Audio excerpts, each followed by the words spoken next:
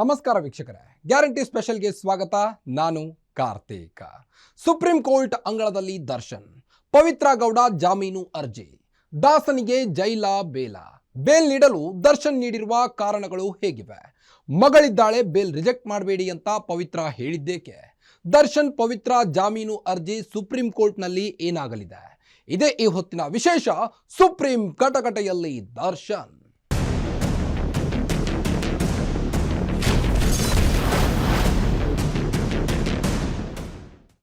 ರೇಣುಕಾಸ್ವಾಮಿ ಕೊಲೆ ಕೇಸ್ ಇಡೀ ರಾಜ್ಯವನ್ನೇ ಶಾಕ್ಗೆ ತಳ್ಳಿದ್ದ ಕೇಸ್. ಒಬ್ಬ ನಟ ಈ ಮಟ್ಟಕ್ಕೆ ಹೋಗಬಹುದಾ ಅಂತ ನಾಗರಿಕ ಸಮಾಜ ಬೇಸರ ವ್ಯಕ್ತಪಡಿಸಿದ ಪ್ರಕರಣ. ಇದೇ ಪ್ರಕರಣದ ದರ್ಶನ್ ಸೇರಿ 6 ಜನ ಆರೋಪಿಗಳ ಜಾಮೀನು ವಿಚಾರ ಈಗ ಸುಪ್ರೀಂ ಕೋರ್ಟ್ ಅಂಗಳದಲ್ಲಿದೆ. ದರ್ಶನ್ ಪವಿತ್ರ ಗೌಡ ಲಿಖಿತ ವಾದವನ್ನು ಕೂಡ ಸಲ್ಲಿಸಿದ್ದಾರೆ. ದರ್ಶನ್ ಪವಿತ್ರ ಸುಪ್ರೀಂ ಕೋರ್ಟ್ನಲ್ಲಿ ಕೇಳಿಕೊಂಡಿದ್ದೇನು? ಲಿಖಿತ ವಾದದಲ್ಲಿ ಏನೆಲ್ಲ ಕಾರಣಗಳಿವೆ? ಡೀಟೇಲ್ ಆಗಿ ಹೇಳ್ತೀವಿ. ಗೊತ್ತಿಲ್ಲ. ದರ್ಶನ್ ಅನುಭವವಾಗಿದ್ದಂತೆ ಬಾಗುವ ಬದಲು ಎಡವಟ್ಟುಗಳನ್ನೇ ಮಾಡಿಕೊಂಡೀಚಿನ ವರ್ಷಗಳಲ್ಲಿ ದರ್ಶನ್ ಗುರುತಿಸುತ್ತಿದ್ದವು. ಇದೆಲ್ಲದರ ನಡುವೆ ಮಾಡಿಕೊಂಡ ಮತ್ತೊಂದು ಮಹಾ ಎಡವಟ್ಟು ಅಂದ್ರೆ ಅದು ರೇಣುಕಾಸ್ವಾಮಿಯ ಹತ್ಯೆ ವಿಚಾರ.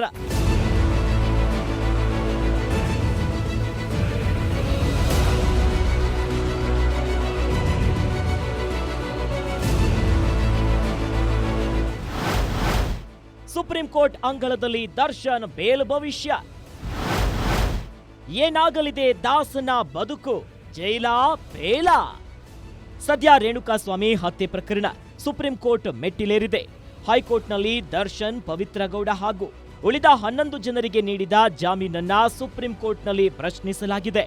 ಸುಪ್ರೀಂ ಕೋರ್ಟ್ ಲಿಖಿತ ಕಾರಣಗಳನ್ನು ನೀಡಲು ಹೇಳಿರುವ ನ್ಯಾಯಮೂರ್ತಿಗಳು ಸದ್ಯ ತೀರ್ಪನ್ನ ಕಾಯ್ದಿರಿಸಿದ್ದಾರೆ. ಕೋರ್ಟ್ಗೆ ಲಿಖಿತ ಕಾರಣಗಳನ್ನು ನೀಡಿದ ದರ್ಶನ್, ಪವಿತ್ರ ಸುಪ್ರೀಂ ಕೋರ್ಟ್ಗೆ ಮನವಿ ಮಾಡಿಕೊಂಡಿದ್ದು ಏನು ಆರೋಪಿಗಳು? ಸದ್ಯ ಸುಪ್ರೀಂ ಕೋರ್ಟ್ಗೆ ದರ್ಶನ್, ಪವಿತ್ರ ಗೌಡ ಹಾಗೂ ಸರ್ಕಾರಿ ಪರ ವಕೀಲರು ಲಿಖಿತ ಕಾರಣಗಳನ್ನ ನೀಡಿದ್ದಾರೆ. ಹೈಕೋರ್ಟ್ ನಮಗೆ ನೀಡಿದ ಜಾಮೀನನ್ನ ಯಾಕೆ ರದ್ದುಗೊಳಿಸಬಾರದು ಎಂಬ ನಿಟ್ಟಿನಲ್ಲಿ ದರ್ಶನ್, ಪವಿತ್ರ ಕಾರಣಗಳನ್ನು ನೀಡಿದ್ರೆ ಸರ್ಕಾರಿ ಪರ ವಕೀಲರು ಯಾಕೆ ರದ್ದುಗೊಳಿಸಬೇಕು ಎಂಬ ನಿಟ್ಟಿನಲ್ಲಿ ಲಿಖಿತ ಕಾರಣಗಳನ್ನ ನೀಡಿದ್ದಾರೆ. ಡೀಟೇಲ್ಗೆ ಹೋಗುವ ಮುನ್ನ ಈ ಕೇಸ್ನ ಫ್ಲಾಶ್ ಬ್ಯಾಕ್ ಒಮ್ಮೆ ತಿಳ್ಕೊಂಡು ಬರೋಣ.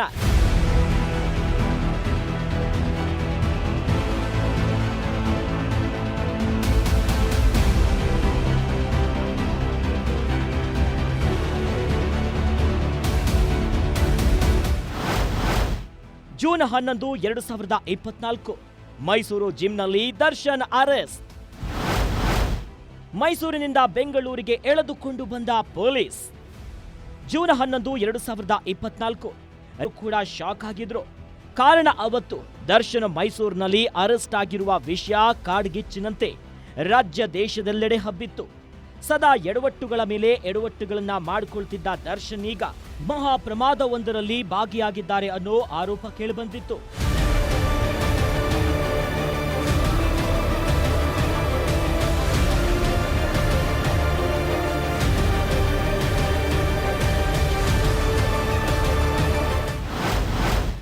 ಪಟ್ಟಣಗೆರೆ ಶೆಟ್ಟು ಪರಪ್ಪನ ಅಗ್ರಹಾರ. 6 ತಿಂಗಳುಗಳ ಬಳಿಕ ದರ್ಶನ್ಗೆ ಬೇಲ್. ಪವಿತ್ರ ಗೌಡಗೆ ಅವರ ಇನ್ಸ್ಟಾಗ್ರಾಂನಲ್ಲಿ ಅಶ್ಲೀಲ ವಿಡಿಯೋ ಮಾಡಿದ್ದಾನೆ ಅಂತ ಚಿತ್ರದುರ್ಗದ ರೇಣುಕಾಸ್ವಾಮಿ ಎಂಬ ವ್ಯಕ್ತಿಯನ್ನ ಚಿತ್ರದುರ್ಗದಿಂದ ಬೆಂಗಳೂರಿಗೆ ಕರೆಸಿಕೊಂಡು ಪಟ್ಟಣಗೆರೆಯ ಶೆಡ್ನಲ್ಲಿ ನೀಡಬಾರದ ಹಿಂಸೆಯನ್ನ ನೀಡಿ ದರ್ಶನ್ ಅಂಡ್ ಗ್ಯಾಂಗ್ ಕೊಲೆ ಮಾಡಿದ್ರು ಅನ್ನೋ ಆರೋಪ ಅಂದು ಕೇಳಿಬಂದಿತ್ತು. 2024 ಜೂನ್ 7 ರಾತ್ರಿ ರೇಣುಕಾಸ್ವಾಮಿ ಹತ್ಯೆಯಾಗಿತ್ತು. ಜೂನ್ 9 ಮಾಗಡಿ ರಸ್ತೆಯ ಸುಮನಹಳ್ಳಿ ಬಳಿ ರೇಣುಕಾಸ್ವಾಮಿಯ ಶವ ಸಿಕ್ಕಿತ್ತು. 10ರಂದು ಕಾಮಾಕ್ಷಿಪಾಳ್ಯ ಪೊಲೀಸ್ ಠಾಣೆಗೆ ರಾಘವೇಂದ್ರ, ನಿಖಿಲ್, ಕಾರ್ತಿಕ್ ಎಂಬ 3 ನಾವೇ ರೇಣುಕಾಸ್ವಾಮಿಯನ್ನ ಕೊಲೆ ಮಾಡಿದ್ದು, ಹಣಕಾಸಿನ ವಿಚಾರವಾಗಿ ಜಗಳವಾಗಿತ್ತು ಅಂತ ಹೇಳಿ ಕಾಮಾಕ್ಷಿಪಾಳ್ಯ ಪೊಲೀಸ್ ಠಾಣೆಯಲ್ಲಿ ಅಪ್ರೂವರ್ ಆದ್ರು. ಪೊಲೀಸರು ತಮ್ಮದೇ ಸ್ಟೈಲ್ನಲ್ಲಿ 3ರನ್ನ ವಿಚಾರಣೆ ಮಾಡಿದಾಗ ಆಚೆ ಬಂದ ಹೆಸರೇ ಚಾಲೆಂಜಿಂಗ್ ಸ್ಟಾರ್ ದರ್ಶನ್.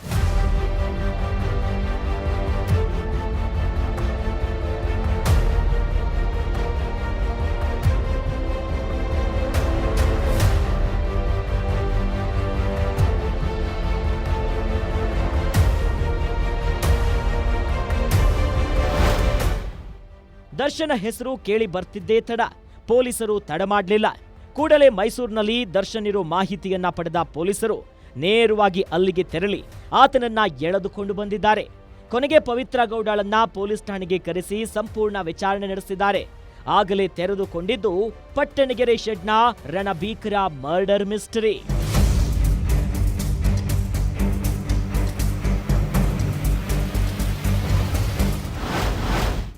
ಜೂನ್ 16 ಕೋರ್ಟ್ನಲ್ಲಿ ವಿಚಾರಣೆ ಆರಂಭ. 1991 ಪುಟಗಳ ಚಾರ್ಜ್ ಶೀಟ್ ಸಲ್ಲಿಸಿದ ಪೊಲೀಸರು ಆರಂಭಿಕ ತನಿಖೆ ಹಾಗೂ ವಿಚಾರಣೆ ಮುಗಿಸಿದ ಬಳಿಕ ಜೂನ್ 16, 2024ರಿಂದ ಕೋರ್ಟ್ನಲ್ಲಿ ವಿಚಾರಣೆ ಆರಂಭವಾಯಿತು. ಜೂನ್ 22ಕ್ಕೆ ದರ್ಶನ್ ಹಾಗೂ ಉಳಿದ ಆರೋಪಿಗಳನ್ನ ನ್ಯಾಯಾಂಗ ಬಂಧನಕ್ಕೆ ಒಪ್ಪಿಸಲಾಯಿತು. ಸೆಪ್ಟೆಂಬರ್ 3ರಂದು ದರ್ಶನ್ ಹಾಗೂ ಉಳಿದ ಆರೋಪಿಗಳ ವಿರುದ್ಧ ಸುಮಾರು 3991 ಪುಟಗಳ ಚಾರ್ಜ್ ಶೀಟ್ ಅನ್ನ ಪೊಲೀಸರು ಕೋರ್ಟ್ಗೆ ಸಲ್ಲಿಸಿದ್ರು. ವಿಚಾರಣೆಗಳೆಲ್ಲ ನಡೆದ ಬಳಿಕ ಕರ್ನಾಟಕ ಹೈಕೋರ್ಟ್ ಡಿಸೆಂಬರ್ 13ರಂದು ದರ್ಶನ್ ಹಾಗೂ ಪ್ರಕರಣದಲ್ಲಿದ್ದ ಎಲ್ಲ ಆರೋಪಿಗಳಿಗೂ ಜಾಮೀನು ನೀಡಿ ಆದೇಶವನ್ನ ಹೊರಡಿಸಿತ್ತು.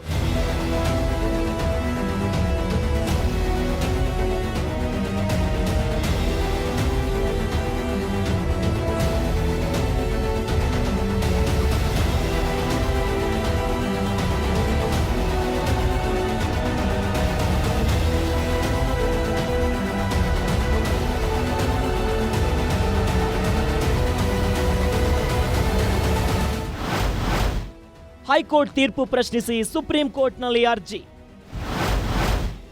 ದರ್ಶನ್ಗೆ ಮತ್ತು ಪಟಲಾಂ ಟೀಮ್ಗೆ ಮತ್ತೆ ಶುರು ಕಂಟಕ. ಹೈಕೋರ್ಟ್ನಲ್ಲಿ ಬೇಲ್ ಪಡೆದ ಬಳಿಕ ಒಂದು ಹಂತದಲ್ಲಿ ನಿರಾಳರಾಗಿದ್ದ ದರ್ಶನ್ ಮತ್ತು ಟೀಮ್ಗೆ ರಾಜ್ಯ ಸರ್ಕಾರ ಶಾಕ್ ಕೊಟ್ಟಿತ್ತು. ಹೈಕೋರ್ಟ್ ನೀಡಿದ ಜಾಮೀನು ಪ್ರಶ್ನಿಸಿ ಸುಪ್ರೀಂ ಕೋರ್ಟ್ನಲ್ಲಿ ಜಾಮೀನು ವಜಾ ಮಾಡಬೇಕು ಅಂತ ಅರ್ಜಿ ಸಲ್ಲಿಸಿತ್ತು. ಈ ಪ್ರಕರಣದ ವಿಚಾರಣೆಯನ್ನ ಕೈಗೆತ್ತಿಕೊಂಡ ಕೋರ್ಟ್ ಹೈಕೋರ್ಟ್ ಜಾಮೀನು ನೀಡಲು ತೆಗೆದುಕೊಂಡಿದ್ದ ಹಲವು ವಿಚಾರಗಳ ಬಗ್ಗೆ ಬೇಸರವನ್ನ ವ್ಯಕ್ತಪಡಿಸಿತ್ತು. ಅಲ್ಲದೆ ಹೈಕೋರ್ಟ್ ನೀಡಿದ ಜಾಮೀನು ರದ್ದು ಮಾಡುವ ವಿಚಾರದಲ್ಲಿ ಲಿಖಿತ ಕಾರಣಗಳನ್ನ ನೀಡುವಂತೆ 3 ವಕೀಲರಿಗೆ ಸೂಚನೆಯನ್ನ ನೀಡಿ ಅಂತಿಮ ತೀರ್ಪನ್ನ ಕಾಯ್ದಿರಿಸಿತ್ತು.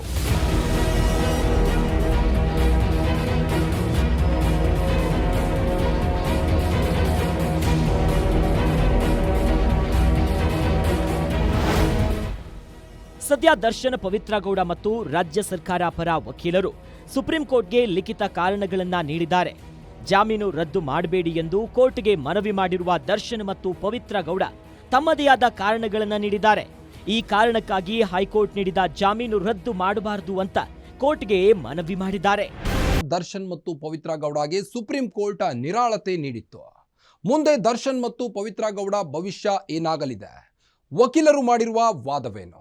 ಸರ್ಕಾರಿ ವಕೀಲರು ಮಾಡುತ್ತಿರುವ ಪ್ರತಿವಾದವೇನು? ರೇಣುಕಾ ಸ್ವಾಮಿ ಕೊಲೆ ಆರೋಪಿಗಳಾಗಿರುವ ದರ್ಶನ್ ಮತ್ತು ಪವಿತ್ರ ಗೌಡ ಜಾಮೀನು ರದ್ದು ಕೋರಿರುವ ಅರ್ಜಿಯ ವಿಚಾರಣೆ ಇನ್ನೂ ಚಾಲ್ತಿಯಲ್ಲಿದೆ. ಕರ್ನಾಟಕ ಹೈಕೋರ್ಟ್ ಕೊಟ್ಟಿರುವ ಜಾಮೀನು ನೀಡುವಾಗ ಪರಿಗಣನೆಗೆ ತೆಗೆದುಕೊಂಡಿದ್ದ ಮಾನದಂಡಗಳ ಮೇಲೆ ಸುಪ್ರೀಂ ಕೋರ್ಟ್ಗೆ ಅಸಮಾಧಾನವಿದೆ. ಈಗ ಜಾಮೀನು ರದ್ದು ಮಾಡದೇ ಇರಲು ದರ್ಶನ್ ಹಾಗೂ ಪವಿತ್ರ ಗೌಡ ಪರ ವಕೀಲರು ಲಿಖಿತ ಕಾರಣ ನೀಡಿದ್ದಾರೆ. ಈ ಬಗ್ಗೆ ಸಂಪೂರ್ಣ ಡೀಟೇಲ್ಸ್ ಇಲ್ಲಿದೆ.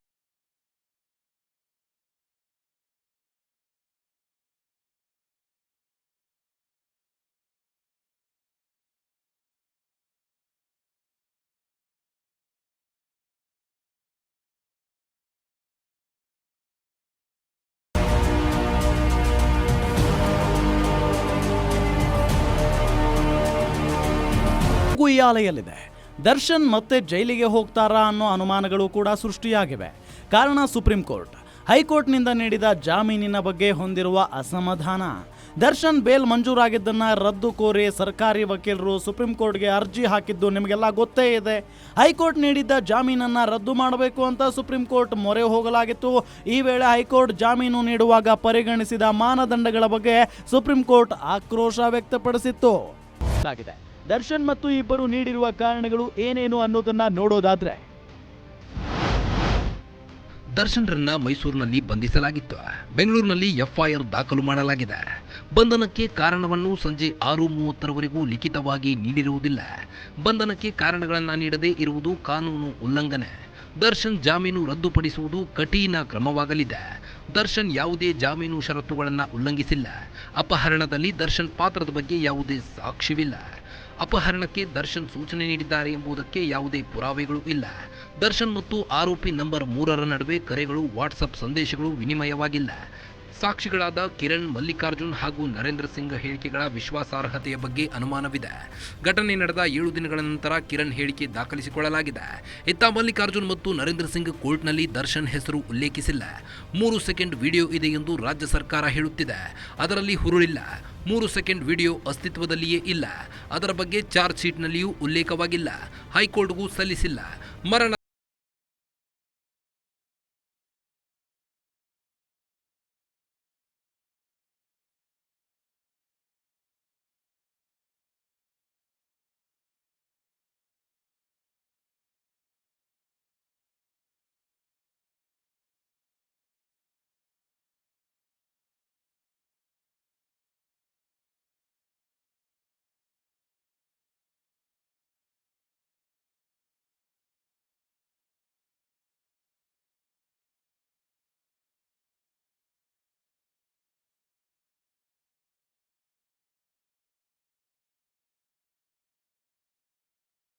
ಹೀಗೆ ದರ್ಶನ್ ಪರ ವಕೀಲರು ಸುಪ್ರೀಂ ಕೋರ್ಟ್ಗೆ ಹಲವು ಲಿಖಿತ ಕಾರಣಗಳನ್ನ ನೀಡಿದ್ದಾರೆ. ಈ ಕಾರಣಗಳನ್ನ ಪರಿಗಣಿಸಿ ದರ್ಶನ್ ಅವರ ಜಾಮೀನನ್ನ ರದ್ದು ಮಾಡಬಾರದು ಅಂತ ಕೇಳಿಕೊಂಡಿದ್ದಾರೆ. ಇನ್ನು ಪ್ರಕರಣದ ಮತ್ತೊಬ್ಬ ಆರೋಪಿ ಪವಿತ್ರ ಗೌಡ ಕೂಡ ತಮ್ಮ ಲಿಖಿತ ಕಾರಣಗಳನ್ನ ಸರ್ವೋಚ್ಚ ನ್ಯಾಯಾಲಯಕ್ಕೆ ಸಲ್ಲಿಕೆ ಮಾಡಿದ್ದಾರೆ. ನನಗೆ ಮಗಳಿದ್ದಾಳೆ, ನನ್ನ ಜಾಮೀನು ರದ್ದು ಮಾಡಬೇಡಿ ಅಂತ ಕೇಳಿಕೊಂಡಿದ್ದಾರೆ. ಅವರು ನೀಡಿದ ಕಾರಣಗಳಲ್ಲಿ ಏನೇನಿದೆ ಅನ್ನೋದನ್ನ ನೋಡೋದಾದ್ರೆ, ನನಗೆ ಮಗಳಿದ್ದಾಳೆ.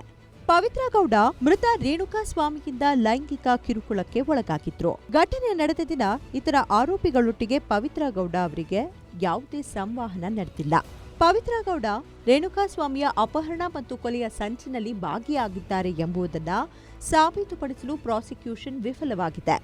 ರೇಣುಕಾ ಸ್ವಾಮಿಯ ಮೃತದೇಹದ ಮೇಲಿನ ಗಾಯಗಳು ಪವಿತ್ರ ಗೌಡ ಅವರಿಂದ ಆಗಿಲ್ಲ ಎಂದು ವರದಿಯಲ್ಲಿ ಹೇಳಲಾಗಿದೆ. ನಾನು ಒಬ್ಬಂಟಿ ಪೋಷಕಳಾಗಿದ್ದು ನನಗೆ 10ನೇ ತರಗತಿಯಲ್ಲಿ ಓದುತ್ತಿರುವ ಮಗಳನ್ನ ನೋಡ್ಕೊಳ್ಬೇಕಿದೆ.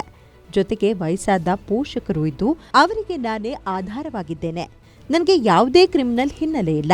ನನ್ನ ಬಂಧನಕ್ಕೆ ಕಾರಣಗಳನ್ನ ಪೊಲೀಸರು ಲಿಖಿತವಾಗಿ ನೀಡಿಲ್ಲ. ಮಹಿಳೆಯಾಗಿರುವುದರಿಂದ ಜಾಮೀನು ರದ್ದು ಮಾಡುವುದು ಕಠಿಣ ಕ್ರಮವಾಗಲಿದೆ.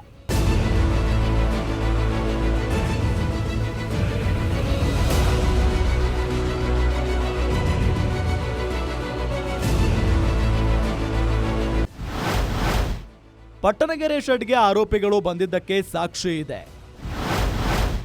ಸುಪ್ರೀಂ ಕೋರ್ಟ್ಗೆ ಕಾರಣ ಸಲ್ಲಿಸಿದ ಸಿದ್ಧಾರ್ಥ್ ಲೂಥ್ರಾ. ದರ್ಶನ್ ಹಾಗೂ ಉಳಿದ ಆರೋಪಿಗಳ ಜಾಮೀನು ರದ್ದು ಮಾಡಲು ಸುಪ್ರೀಂ ಕೋರ್ಟ್ಗೆ ಸರ್ಕಾರ ಬಲವಾದ ಕಾರಣಗಳನ್ನೇ ಕೊಟ್ಟಿದೆ. ಸರ್ಕಾರಿ ಪರ ವಕೀಲ ಸಿದ್ಧಾರ್ಥ್ ಲೂಥ್ರಾ ದರ್ಶನ್ ಹಾಗೂ ಇತರ ಆರೋಪಿಗಳ ಜಾಮೀನನ್ನ ರದ್ದು ಮಾಡಬೇಕು ಅಂತ ಹೇಳಿ ಸುಪ್ರೀಂ ಕೋರ್ಟ್ಗೆ ಲಿಖಿತ ಕಾರಣಗಳನ್ನ ಸಲ್ಲಿಕೆ ಮಾಡಿದ್ದಾರೆ. ಅವರು ನೀಡಿರುವ ಕಾರಣಗಳೇನು ಅನ್ನೋದನ್ನ ನೋಡೋದಾದ್ರೆ, ಮೃತ ರೇಣುಕಾಸ್ವಾಮಿ ದರ್ಶನ್ ಅಭಿಮಾನಿಯಾಗಿದ್ದ. ದರ್ಶನ್ ಲಿವ್ ಇನ್ ಸಂಬಂಧದಲ್ಲಿದ್ದ ಪವಿತ್ರ ಗೌಡಗೆ ಇನ್ಸ್ಟಾಗ್ರಾಂನಲ್ಲಿ ಅವಹೇಳನಕಾರಿಯಾಗಿ ಸಂದೇಶಗಳನ್ನು ಕಳುಹಿಸಿದ್ದ. ಇದರಿಂದ ರೇಣುಕಾಸ್ವಾಮಿಯನ್ನ ಅಪಹರಿಸಿ ಪಟ್ಟಣಗೆರೆ ಶೆಡ್ನಲ್ಲಿ ಕೊಲೆ ಮಾಡಲಾಯಿತು. ಆರೋಪಿಗಳು ಕೊಲೆ ನಡೆದ ಸ್ಥಳದಲ್ಲಿ ಇದ್ರು ಎನ್ನುವುದು ಪೊಲೀಸರ ತನಿಖೆಯಿಂದ ಬಯಲಾಗಿದೆ. ಅಪಹರಣ ಸಮಯದಲ್ಲಿ ಮತ್ತು ಕೊಲೆ ನಡೆದ ಸ್ಥಳದಲ್ಲಿ ಆರೋಪಿಗಳು ಇದ್ದರು ಎಂದು ತಿಳಿದು ಬಂದಿದೆ. ಪಟ್ಟಣಗೆರೆ ಶೆಡ್ಗೆ ಆರೋಪಿಗಳು ಮೃತ ವ್ಯಕ್ತಿ ಪ್ರವೇಶಿಸುವುದನ್ನ 5 ಸಾಕ್ಷಿಗಳು ನೋಡಿದ್ದಾರೆ. ಕೊಲೆ ನಡೆದ ಸ್ಥಳದಲ್ಲಿ ಸಂಗ್ರಹಿಸಲಾದ ಮಣ್ಣಿನ ಮಾದರಿ ಮತ್ತು A2 Darshan, A4 Raghavendra, A5 Nandish ಮತ್ತು A11 ನಾಗರಾಜು ಅವರುಗಳ ಪಾದರಕ್ಷೆಗಳಿಂದ ಸಂಗ್ರಹಿಸಲಾದ ಮಣ್ಣಿನ ಮಾದರಿಗಳು ಹೊಂದಾಣಿಕೆಯಾಗುತ್ತವೆ. DNA ವಿಶ್ಲೇಷಣೆಯಿಂದ ಮೃತ ರೇಣುಕಾಸ್ವಾಮಿ ರಕ್ತದ ಕಲೆಗಳು ಹಲವು ಆರೋಪಿ ಬಟ್ಟೆಗಳ ಮೇಲೆ ಕಂಡುಬಂದಿವೆ. ಕೊಲೆ ನಡೆದ ಸಮಯದಲ್ಲಿ A1 ಪವಿತ್ರ ಗೌಡ ಮತ್ತು A2 ದರ್ಶನ್ ಇಬ್ಬರೂ ಸಕ್ರಿಯವಾಗಿ ಭಾಗಿಯಾಗಿದ್ರು. ಹೈಕೋರ್ಟ್ನ ಜಾಮೀನು ನೀಡುವ ತೀರ್ಪು ಸರಿಯಾಗಿಲ್ಲ ಮತ್ತು ದಾಖಲೆಗಳಿಗೆ ವಿರುದ್ಧವಾಗಿದೆ. ಕೊಲೆ ಮಾಡಲು ಬಳಸಿದ ಆಯುಧಗಳು ಮಾರಕವಲ್ಲ ಎಂದು ಹೈಕೋರ್ಟ್ ಹೇಳಿರುವುದು ತಪ್ಪು. ಮೃತನ ಮೇಲಿನ ಗಾಯಗಳು ಇದನ್ನು ಸುಳ್ಳಾಗಿಸುತ್ತವೆ.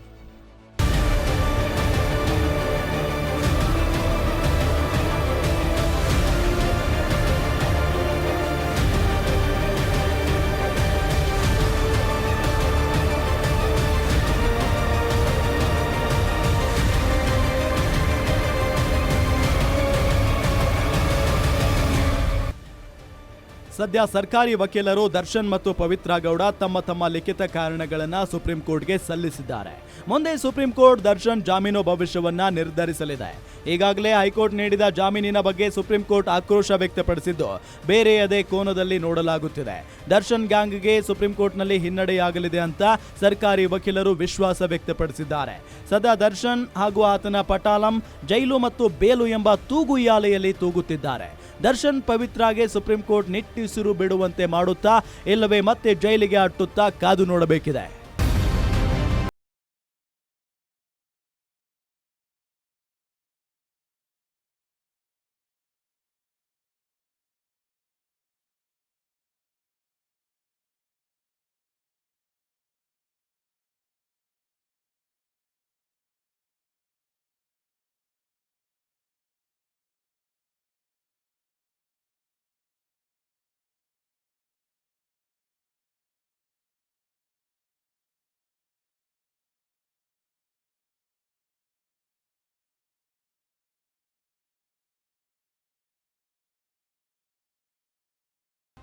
ನೋಡಿದ್ರಲ್ಲ, ದರ್ಶನ್, ಪವಿತ್ರ ಗೌಡ ಮತ್ತು ಸರ್ಕಾರಿ ವಕೀಲರು ಸುಪ್ರೀಂ ಕೋರ್ಟ್ಗೆ ಸಲ್ಲಿಸಿದ ಲಿಖಿತ ಕಾರಣಗಳ ಬಗ್ಗೆ.